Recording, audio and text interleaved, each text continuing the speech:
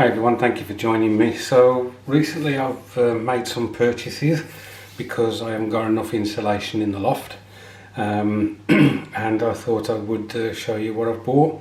Some of the items I got from Telford when I went to the model show there, and the others I think it was a visit to the local Hobbycraft and also to Tornado Books, which is in Birmingham. So I'll show you the stuff from Telford first.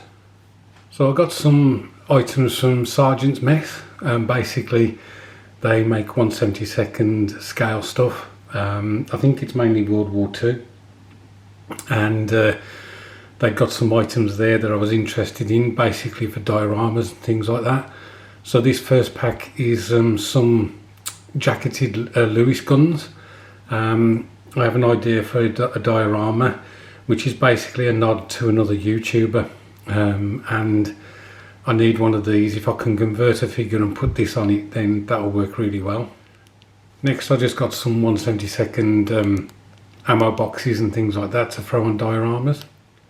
Some more diorama stuff. We got some oil drums there and various boxes and packages to put on vehicles or onto the dio itself.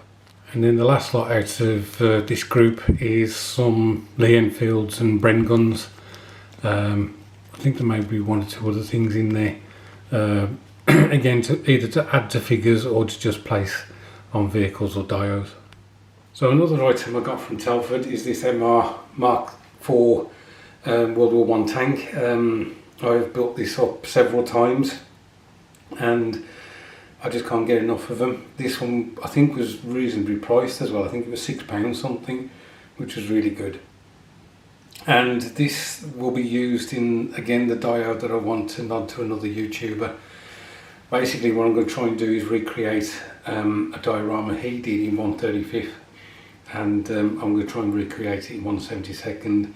I have spoken to him about it and he's basically told me to have fun and enjoy it, and he looks forward to seeing it, so that will be a future project.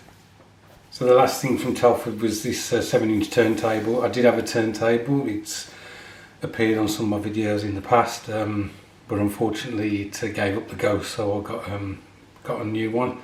I'm going to try and keep this in better condition, try and keep the silver plate on top scratch free if I can. So that's all the stuff from Telford. I'll now show you the items from Hobbycraft. So what I like about Hobbycraft is that they obviously sell stuff that's made in wood. So if I can steer away from using plastic for dio bases and things like that, then I will. This is, it's not quite A4, but I saw it was £3 and I thought that would make a good base for a dio. This next one is actually a make your own clock. They don't give you the gubbins for the hands, but they do give you the numbers and obviously this face. And again, I think it was £3 and I thought, okay, that's a really nice size to put a dio on and something a bit different as it's circular.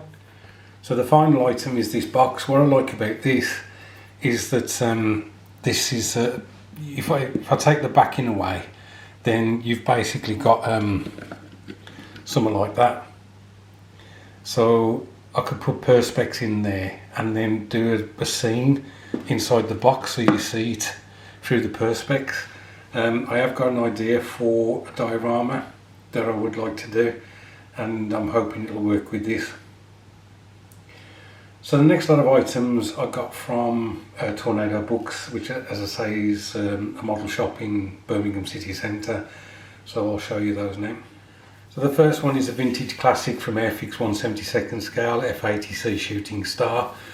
I distinctly remember building this as a kid, and when I found out that Airfix were going to be re-releasing it, I desperately wanted at least one of them. I don't know whether it goes together particularly well. It doesn't really matter.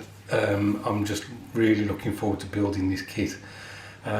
So many memories, as you know, for me, of building Matchbox and Airfix, that I think it's just going to be a joy to build. I'm not particularly good at the natural metal finish, I may have to just use a rattle can and see what kind of finish I can get on that. So that's the first one. Next one is this 1/72 RS Models Airspeed Envoy. I've looked at this kit quite a few times, and on this instance I just took the plunge and thought I would get it. It's a kit that's always interested me, similar to the Domini that Charlie Mack did. He did the Hello one, Airfix used to do one.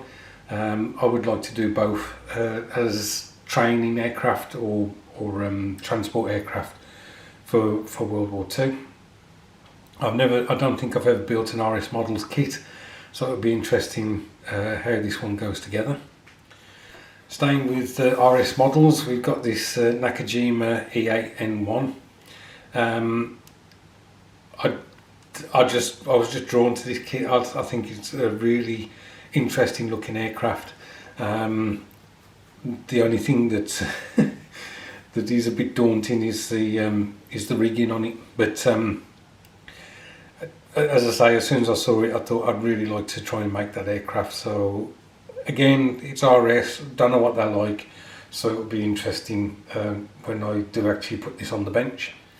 So the last aircraft is this Focke-Wulf FW56A 1 Stosa. Obviously we know about the Arado and the Storch, the Heinkel Storch. This is a kit that's well, it's an aircraft that I wasn't particularly aware of, and so again I thought I'd like to build this. It's a Hella kit. I haven't built a Hella kit in God knows how many years, probably when I was a kid again. So I know that Charlie Mack built the Domini, which was a Hella kit, and it seemed to go together really well. Well, he did a good job of it, so I'm hoping that this will be just a nice little build to do. So the next two kits that I've bought are, I'm hoping to enter into the Heavy Armour Heavy Guns group build being run by Marcus and Joachim. This is this is the four-wheel drive Model B truck, but it's towing the 8-inch howitzer, and as I say, this will fit in nicely to that group build. I have already got one of these up in the loft. As you know, at the moment I'm quite enjoying making up the World War I stuff, and so again I can't have too many of these. However, this one was a bit pricey at £27, but you know, if you want these kits, then you just have to part with your money and try and get a deal where you can. But if it's not possible, then you just have to get it at the price that the people are asking for. So there's just one kit left, guys, and as I say, this is another one for the Heavy Guns, Heavy Armour Heavy Gun group build. So here it is, the Panzerkampfwagen 8 Maus the version 2, I think that may stand for.